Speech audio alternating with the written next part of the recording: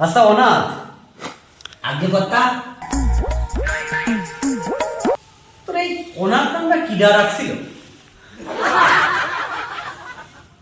কেউ রাখেনি কথা, নামটা আমি নিজেই রেখেছি।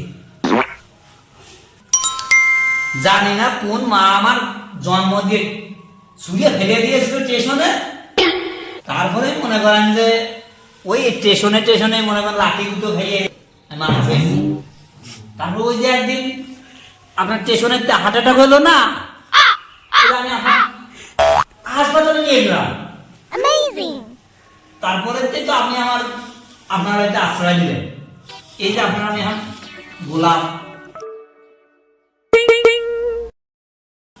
আচ্ছা অনাথ, এখন কথা কত দেখি, তোর তো নামের পিছনে সামনে কোনো পদবি নাই না, তা তুই কি করে বুঝলি তুই হিন্দু নাকি মুসলিম? আগে কথা নুনু দেখে। আরে, কি বদমাস পাজি লোক, কি বলে?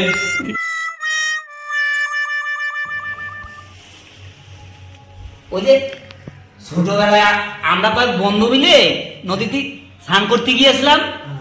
এই বন্ধু ল্যাংটায় স্নান করতেছিল, ও স্নান করতেছিল, আবার আমি যখন ল্যাংটা হলাম ওই বন্ধুটার কাটা ছিল, আমার আবার কাটা ছিল না।